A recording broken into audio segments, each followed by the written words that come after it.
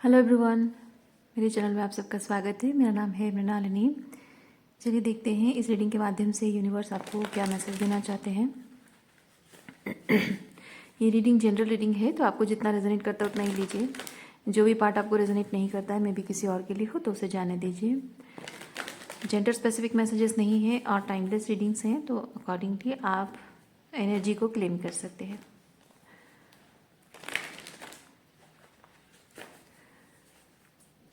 Dear universe, please बताइए जो भी कलेक्टिव इस रीडिंग को देख रहे हैं उनके हाईएस्ट गुड के लिए आप उन्हें क्या बताना चाहते हैं। Dear universe, thank you for your grace, thank you for the love, thank you for abundance, thank you for healing, thank you for transformation, thank you for guidance, thank you for clarity, thank you for validation, thank you for protection. Dear universe, thank you, thank you, thank you.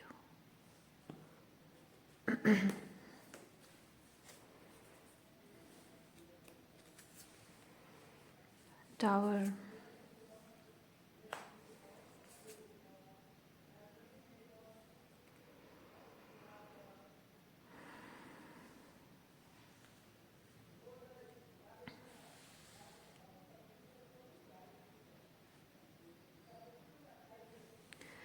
Tower एक family है, जो family बिखर रही है। With the tower family बिखर रही है, और इसमें आप इधर हस्बैंड हैं या वाइफ है, और आपको टेंशन हो रही है अपने बच्चों की। यस, आपको अपने बच्चों की चिंता हो रही है।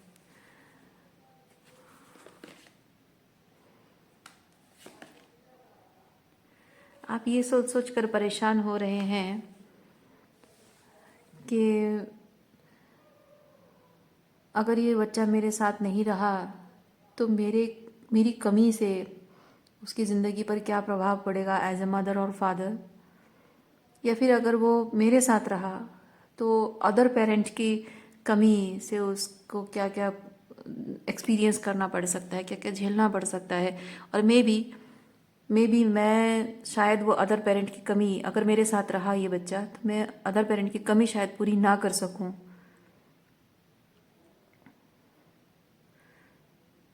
ओके,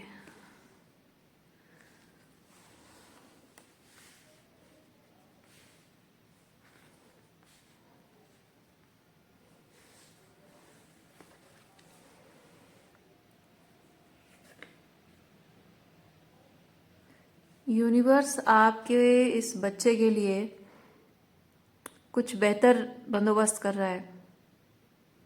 ओके, कुछ ऐसा बंदोबस्त कर रहा है जो आपके बच्चे को अच्छा लगेगा, बेटर एक्सपीरियंस लगेगा। और आप दोनों हस्बैंड वाइफ के बीच में जो कॉन्फ्लिक्ट्स हैं, जो प्रॉब्लम हो रही है, उससे उसकी मानसिकता पर जो प्रभाव पड़ रहा है, उसकी उसकी मोरल वैल्यूज़ एंड उसके इमोशनल, क्या बोलते हैं उसको,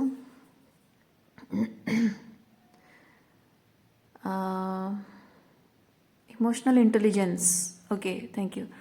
ओके, तो ये इमोशनल इंटेलिजेंस उसकी कैसी रहेगी आप इमेजिन कर सकते हो। तो ये सेपरेशन, ये जो फैमिली टूट रही है, इसमें इधर ये हो सकता है कि ईश्वर कुछ ऐसे सिचुएशन आप दोनों के लिए बना देगा जिसमें कि बच्चा माँ और पिता दोनों का प्यार पा भी सकता है और आप दोनों को साथ में ना रहना भी पड़े। या फिर ऐसा हो सकता है कि मे बी उसके लिए देखिए, मैं जो जो फील कर रही हूँ मैं आपको बता रही हूँ। एग्जाम्पल मैं दे रही हूँ, मैं एनर्जी बेसिकली यही चीज़ फील कर रही हूँ कि जो भी ईश्वर ने उसके लिए रखा है भविष्य में, वो उसके लिए ये सबसे तो बेटर एक्सपीरियंस है। तो हो सकता है, मैं एग्जांपल दे रही हूँ, हो सकता है कि कुछ ऐसा हो जिससे कि आप दोनों उससे मिल पाओ, आप दोनों का प्यार उससे मिले और आप दोनों को साथ भी रहना ना पड़े। ये हो सकता है कि मे बी आप उसे अगर बोर्डिंग स्कूल में डाल रहे हो तो दोनों साथ में, मतलब दोनों के साथ वो टाइम स्पेंड कर सकता है, दोनों के साथ मिल सकता है। और जिस स्कूल में पढ़ता है उससे जाहिर सी बात है उससे बेटर स्कूल उसको मिलेगा, बेटर एनवायरनमेंट मिलेगा। और बेटर है कि एक बच्चा जो हमेशा माँ बाप के पास रहकर माना कि बहुत कुछ सीखता है, लेकिन जब वो हॉस्टल में रहता है, मैंने नोटिस किया कि माँ बाप के पास जो बच्चे रहते हैं ना, वो थोड़े लाड में थोड़े स्पॉइल्ड होते हैं।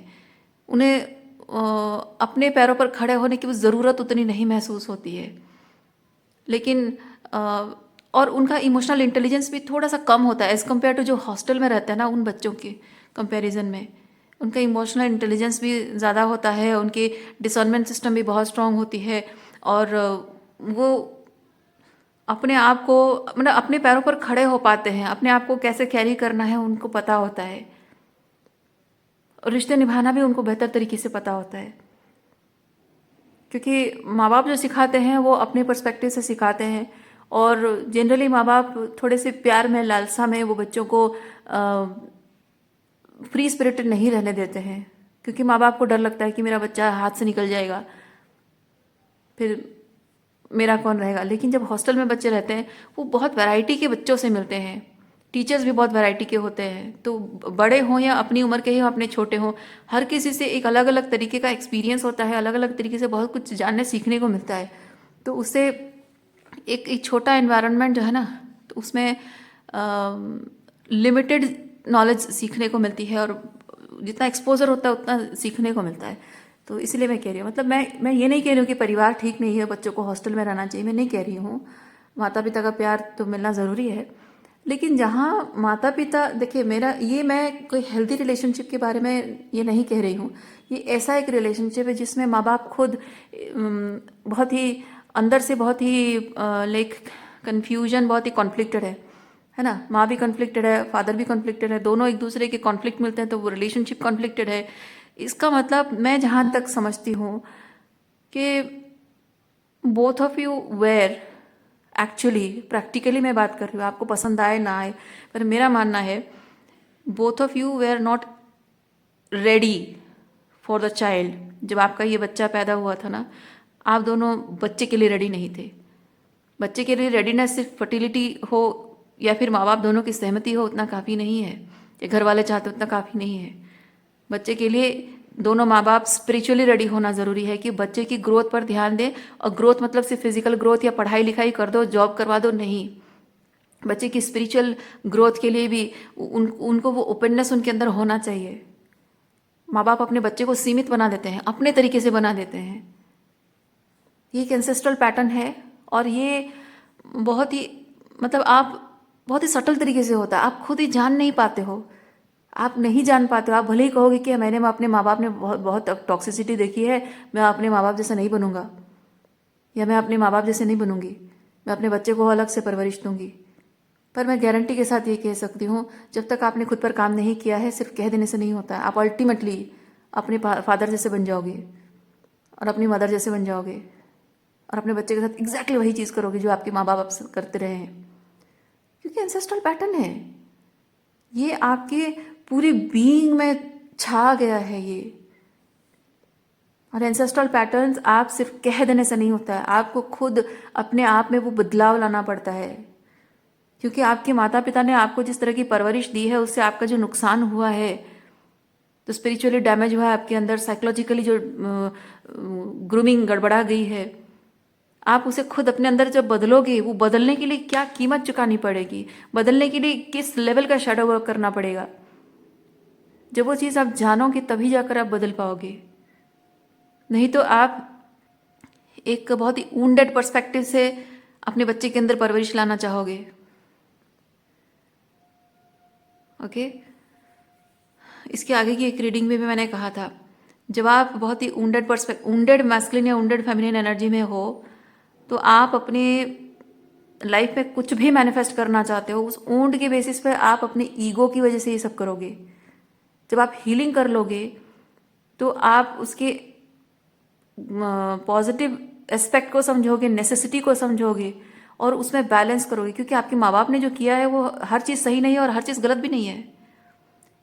लेकिन आप अगर एक वुंडेड पर्सपेक्टिव से चीज़ें करोगे, तो आप अपने बच्चों को सिर्फ वही सिखाओगे जो आपको नहीं मिला है, वो चीज़ पाने के लिए आप कहोगे, है ना। जो नहीं मिला है वो उसको दोगे, जो कमी रही है। लेकिन बच्चे को वो भी चाहिए जो आपको मिला है। लेकिन जब आप एक वुंडेड पर्सपेक्टिव से चीज़ों को देख रहे हैं, आप हर वो चीज़ को डिनाई करोगे जो आपके माँ बाप ने आपके लिए किया है, क्योंकि अच्छा तो भी करते हैं ना, बुरा भी करते हैं लेकिन अच्छा भी करते हैं। तो जब आप हीलिंग करोगे तब आप उसमें बैलेंस मेंटेन कर पाओगे। कोई चीज़ ज़रूरत से कम दी जा रही है और कोई चीज़ ज़रूरत से ज़्यादा दी जा रही है, तो वो आपको बैलेंस करना होगा। तो जब आप दोनों इधर स्ट्रगल कर रहे हो, अपने मैरिज को लेकर स्ट्रगल कर रहे हो, यानी कि आप में से कोई ना सही है ना गलत है, दोनों अपनी जगह सही हैं, दोनों अपनी जगह कुछ ना कुछ गलत भी हैं, दोनों के अपने अपने खुद के इनर कॉन्फ्लिक्ट्स हैं। और जब इनर कॉन्फ्लिक्ट्स होता है तो आप बच्चे को क्या सिखाओगे, बच्चे को ग्राउंडेडनेस क्या सिखाओगे? उससे तो बेहतर है कि बच्चा हॉस्टल में रहे, डिफरेंट टाइप के लोगों से मिले और वहीं से देख देख कर सीख सीख कर वो अपना डिसर्नमेंट खुद का इस्तेमाल करे। क्योंकि पेरेंट्स ऐसे होते हैं जो ऐसे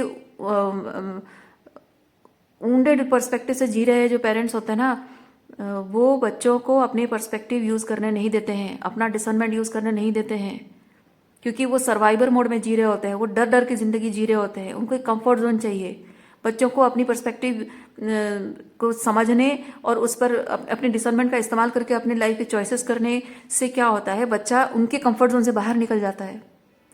और जब बच्चा उनके कंफर्ट जोन से बाहर निकल जाता है तो माँ बाप के एकदम पसीने छूट जाते हैं, नहीं संभाल पाएंगे हम बोलते हैं। इसीलिए बहुत ज़रूरी होता है बच्चों को आपकी अपने समझदारी के बाहर भी जाकर उसको ग्रो करने का स्कोप देने के लिए वो ब्रॉडर पर्सपेक्टिव आपके अंदर, वो बड़ा दिल आपके अंदर होना चाहिए, वो हिम्मत आपके अंदर होनी चाहिए। क्योंकि आपका बच्चा जो है वो एक इवॉल्व चाइल्ड है। आपकी जनरेशन, हर जनरेशन के बाद क्या इवोल्यूशन होता है कि नहीं? तो आपका बच्चा आपसे इवॉल्व है। पर जो वुंडेड पर्सपेक्टिव से ज़िंदगी जी रहे होते हैं, सर्वाइवल मोड में ज़िंदगी जी रहे होते हैं, बहुत ईगो बेस्ड ज़िंदगी होती है, उनको लगता है ये मुझसे ज़्यादा इवॉल्व है, मैंने ज़िंदगी के 40 साल 50 साल 60 साल देखे हैं और ये 10 साल का बच्चा आज का मतलब कली खिली नहीं है, इसका मतलब वो क्या बोलते हैं, बीज से फूट कर निकला नहीं है और ये मुझसे ज़्यादा इवॉल्व है। पर सच तो यही है। और 99.9 पेरेंट्स ये एक्सेप्ट करने को तैयार नहीं कि उनका बच्चा उनसे ज़्यादा इवॉल्व है। और जो ज़्यादा इवॉल्व है उसको ज़्यादा स्कोप चाहिए।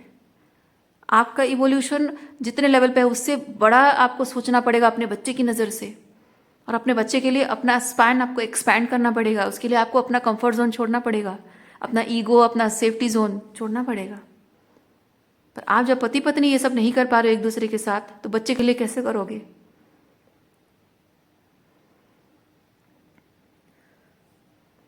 इधर आप दो चीज़ें कर सकते हो। इधर आप पति पत्नी बैठ के बात करो इस चीज़ पर, म्यूचुअली इस चीज़ पर अग्रीमेंट होता है और दोनों म्यूचुअली यदि एक दूसरे पर काम कर, एक दूसरे के साथ मिलकर अपने अपने आप पर काम करते हो तो समय के साथ साथ आपका रिलेशनशिप सुधर जाएगा। लेकिन अगर वो नहीं होता है तो आपको एक बच्चे को एक सेफ एनवायरनमेंट देना पड़ेगा, और वो सेफ एनवायरनमेंट कुछ कुछ ऐसा है जो यूनिवर्स प्रोवाइड करेगा और उसके लिए वो बेहतर होगा। और हो सकता है कि आप भविष्य में, मैं जैसे दो एग्जांपल ऑलरेडी दे चुकी हूँ, थर्ड एग्जांपल ये भी हो सकता है कि मान लीजिए आपकी स्पिरिचुअल इवोल्यूशन जो आपके अंदर हो रही है आपके पार्टनर में नहीं हो रही है। तो हो सकता है कि आप जैसे स्पिरिचुअली ग्रो कर रहे हो सकता है कि आपको एक स्पिरिचुअली ऐसे ही मैच्योर पर्सन, कोई हाई वैल्यू मैन और वुमेन आपको मिल जाए। और क्या पता आपके बच्चा आपके साथ रहे और उसको एक बेटर अदर पेरेंट मिल जाए। अगर आपकी वाइफ मैनिपुलेटिव टॉक्सिक है तो हो सकता है कि आपके जो न्यू पार्टनर होंगे वो बहुत हेल्दी मदर हो सकती है उसके लिए। या फिर आप अगर एक वुमेन है और वो एक मैन है, टॉक्सिक नार्सिसिस्ट मैन है, क्या पता आपको एक हेल्दी मैस्कुलिनिटी वाला पति मिल जाए जो आपके बच्चे के लिए बहुत अच्छा पिता साबित हो।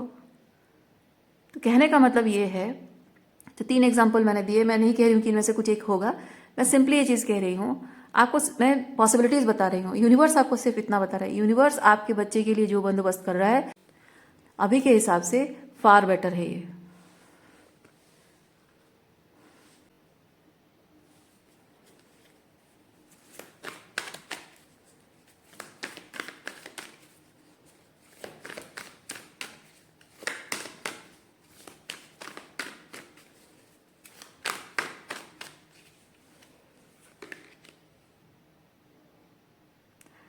और मैं आपको एक चीज़ और भी बताती हूँ। कभी कभी ऐसा होता है,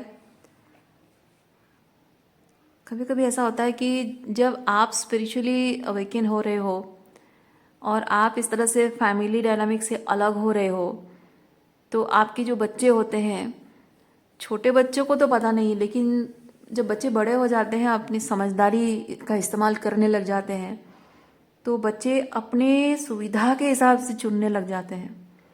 जो बच्चा, उसका डिसर्नमेंट सिस्टम है बहुत स्ट्रांग, बहुत ही स्पिरिचुअली अवेयर है, आपकी पर्सपेक्टिव को समझता है, that the child will choose you.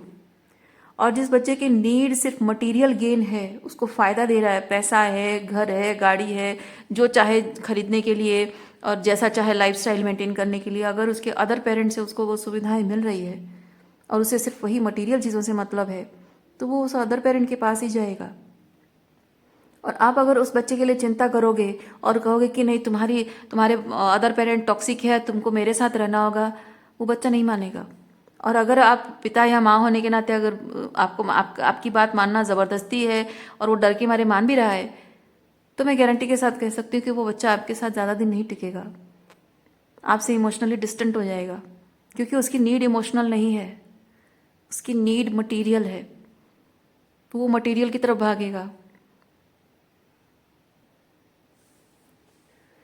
इसलिए चिंता करने से कुछ नहीं होने वाला है। जिसकी जिस तरह की नीड है वो उसी तरफ खींचेगा, उसके लिए आप कुछ नहीं कर सकते हैं। और ईश्वर उसके लिए प्रॉपर एनवायरनमेंट क्रिएट कर रहा है।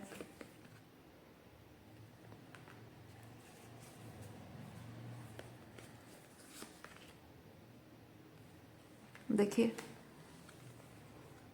जिसको जो चाहिए उसकी रूट्स, मतलब ये आपके बच्चे के लिए जो चाहिए, द चाइल्ड विल रिसीव, और उसके ऑलरेडी बीज बोकर उसकी जड़ें मजबूत होके वो बड़ा पेड़ बन चुका है। यानी कि ईश्वर ऑलरेडी उसके लिए ईश्वर को पता है, आपको नहीं पता, आपके अदर पार्टनर को नहीं पता। ईश्वर को पता है कि आपका बच्चा किस तरह की मानसिकता वाला है, कैसी उसकी ज़रूरत है, उसके स्पिरिचुअल ग्रोथ के लिए या उसकी मेंटल हेल्थ के लिए, उसकी नीड फुलफिल करने के लिए वो क्या उसकी प्रायोरिटी है, उसके जीवन का सब बंदोबस्त किस तरह का होना चाहिए ताकि उसके लिए फेवरेबल है, वो सबका ऑलरेडी ईश्वर बंदोबस्त कर चुका है।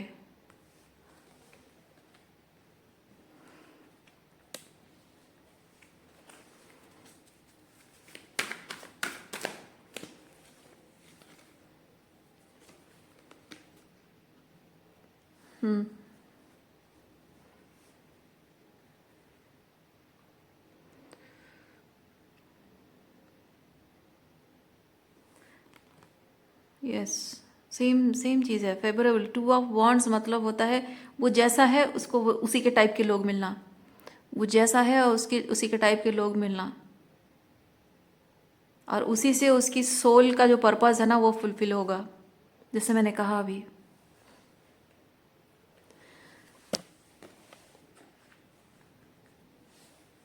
आप जो उसकी मोरल डेवलपमेंट के बारे में सोच रहे हो, उसकी स्पिरिचुअल हेल्थ के बारे में सोच रहे हो, नहीं, यूनिवर्स वही कह रहा है, उसकी सोल ग्रोथ के लिए उसको जैसा एनवायरनमेंट चाहिए एग्जैक्टली वही एनवायरनमेंट ईश्वर उसे दे रहा है।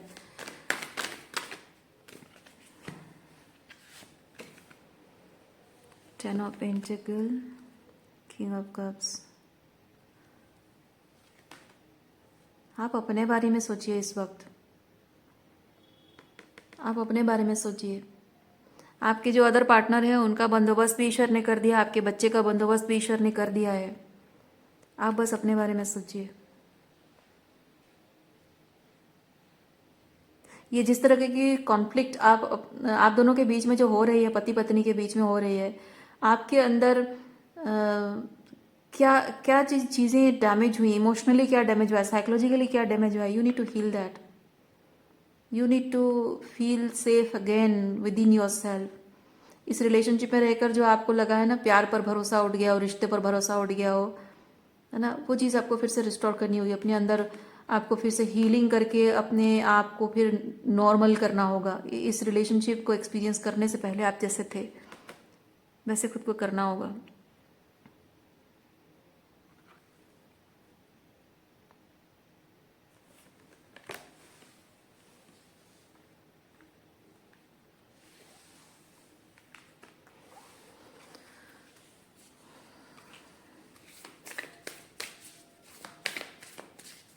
सबकी ज़िंदगी अलग अलग होती है। ये जो वर्ल्ड कार्ड है ना, वर्ल्ड कार्ड मुझे ये चीज़ कह रहा है, ये एक्वेरियस एनर्जी है। यानी कि आपको ये बात ध्यान में रखनी होगी कि आपके पर्सपेक्टिव से जो सही है वो सबके पर्सपेक्टिव से सही हो ज़रूरी नहीं है। आपके लिए जो इम्पोर्टेंट है सबके लिए इम्पोर्टेंट हो ज़रूरी नहीं है। आपके लिए जो प्रायोरिटी है वो सबके लिए प्रायोरिटी हो ज़रूरी नहीं है। आपके लिए जो सही और गलत है दूसरों के लिए वही सही गलत हो ज़रूरी नहीं है। दूसरों की नीड, दूसरों की प्रायोरिटी अलग हो सकती है। So you have to think,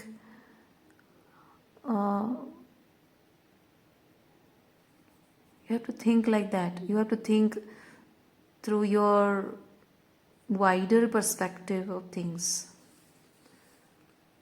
Okay, possibilities बहुत सारी हैं। जैसे हम सबकी ज़िंदगी में सबका लाइफ पर्पस अलग अलग होता है। किसी को ज़िंदगी भर प्यार की तलाश रहती है, भटकता रहता है।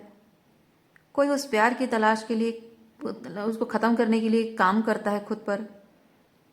कोई अपनी उस प्यार की तलाश को अपनी कमज़ोरी ना बनाकर ज़िंदगी भर प्यार नहीं भी मिले तो मैं खुद को इतने प्यार से भर दूं कि मैं बिना प्यार के, बिना किसी साथी के या बिना अपनों के मैं ज़िंदगी काट लूं, वो कर लेता है।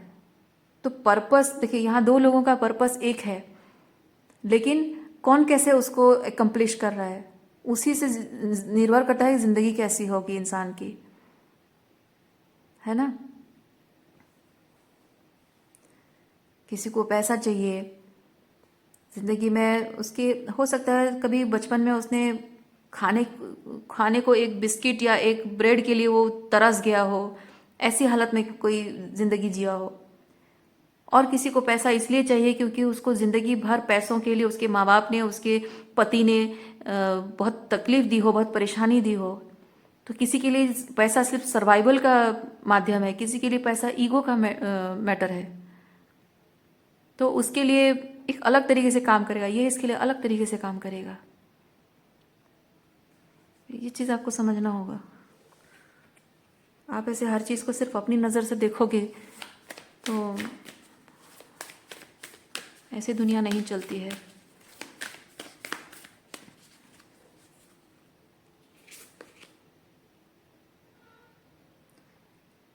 End of your best life.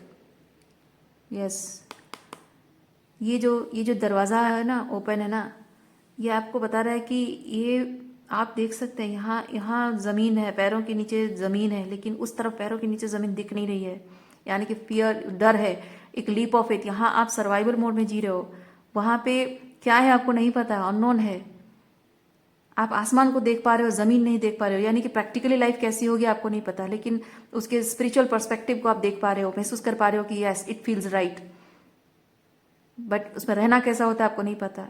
तो आपको इसलिए कहा जा रहा है कि अपना फियर बेस्ड लाइफ जीना बंद करिए। अपनी स्टोरी आपको खुद क्रिएट करनी होगी, अपना डिसीजन लेना होगा, अपने सोल को हील करना, अपनी स्पिरिचुअल ग्रोथ पर ध्यान देना, अपनी हीलिंग करना, अपने एंसेस्ट्रल पैटर्न हील करना आपकी रिस्पॉन्सिबिलिटी, और आपको इसी चीज़ पर इम्पोर्टेंस देना होगा। आप मतलब बेसिकली, ये कार्ड बेसिकली चीज़ कहता है कि घुट घुट कर जी रहे हो आप, लेकिन जब अपने आप को सर्वाइव करने का टाइम आता है आप दूसरों के बारे में सोचने लग जा रहे हो। तो यूनिवर्स कह रहा है कि जब घुट घुट कर तुम जी रहे हो तो खुद को बचाओ, किसी और के बारे में क्यों सोच रहे हो। वो जो ऊपर वाला है ना, सबका रखने वाला, सबका रखवाला जिसे कहते हैं, वो सबके व्यवस्था कर देता है, सबका बंदोबस्त कर देता है।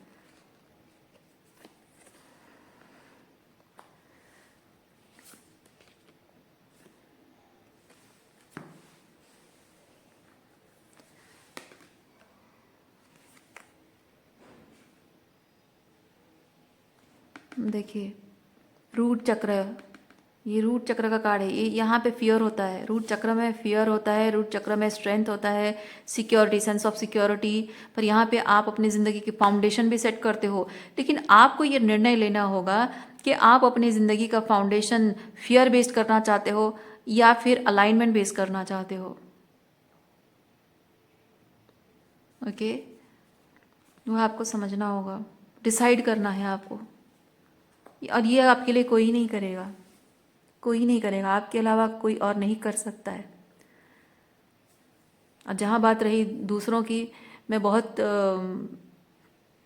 बोल्ड एंड बहुत क्लियर, लाउड एंड क्लियर तरीके से, इतने कॉन्फिडेंस के साथ मैं कह पा रही हूँ because I have seen lots of people taking this leap of faith.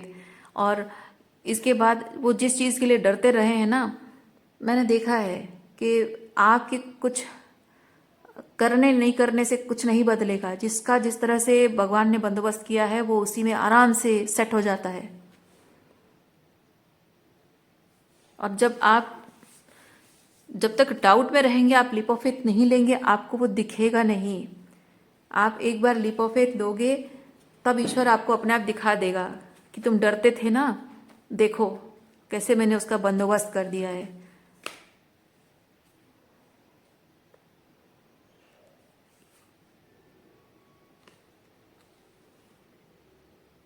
जिसको जो जिंदगी में एक्सपीरियंस करना है, आप उसको वो एक्सपीरियंस करने से रोक नहीं सकते। देखिए, आप अननेसेसरीली डिफेंसिव होते रहोगे, जिद करते रहोगे कि परेशान होते रहोगे कि मैं किसी को तकलीफ नहीं होने दूंगा, सफ़र नहीं करने दूंगा। बट यू नेवर नो कि जो भी हो रहा है उससे क्या पता आपके बच्चे की ज़िंदगी में बेहतर चीज़ें आए। Yes, may be your child doesn't want, आप उसे जो देना चाहते हैं, मतलब आपके चले जाने से, आपके अलग हो जाने से, पति पत्नी के अलग हो जाने से आपके बच्चे को जो सफ़र करना पड़े, क्या पता आप उसे जो देना चाहते हैं उसे वो नहीं चाहिए, है ना? क्या पता जो आप उसे देना चाहते हैं उसे नहीं चाहिए, उसे शायद कुछ और चाहिए हो। देखिए, आपका बच्चा ऑलरेडी मैंने यहाँ पे क्या कहा, आपको वो कार्ड दिखाया मैंने, आपका बच्चा ऑलरेडी इस चीज़ को मैनिफेस्ट कर रहा है। मैं फील कर रही हूँ आपके पति पत्नी के बीच में जो प्रॉब्लम हो रही है ना, आपका बच्चा बहुत अच्छे से उसको समझ रहा है। ही और she can understand what is happening, बहुत अंदर से महसूस कर रहा है। और इसीलिए वो मन ही मन अपने लिए वो सेफ, क्योंकि एक इंसान जब देखता है कि उसके रहन सहन में, उसके कंफर्ट में, उसके सर्वाइवल में जब थ्रेट आने लगती है ना, वो अपने आप ईश्वर से प्रार्थना करने लगता है कि मुझे इस क्योस, इस कॉन्फ्लिक्ट से बचाओ। और भगवान उसका ऑटोमेटिक बंदोबस्त कर देता है, उस क्योस एंड कॉन्फ्लिक्ट से दूर जाने का रास्ता बना लेता है। तो इसको बचाने का रास्ता वो ऑलरेडी मैनिफेस्ट कर चुका है। See, your child has already communicated to universe. He or she can see what is happening between you and your spouse.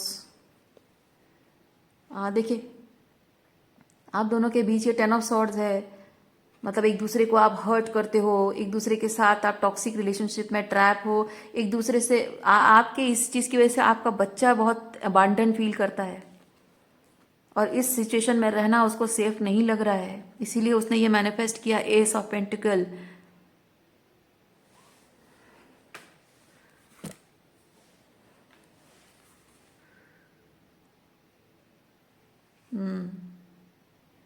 आप अपने आप पे ध्यान दो। जिसके लिए सब कुछ करना चाहते हो उसके लिए सब कुछ का बंदोबस्त ऊपर वाले ने किया। आपके पास कुछ भी नहीं है, ये नथिंग, ये कमी का एहसास है, ये कमी वाली एनर्जी है। तो आपके पास जो नहीं है उसको बिल्ड करने पर काम आपको करना है।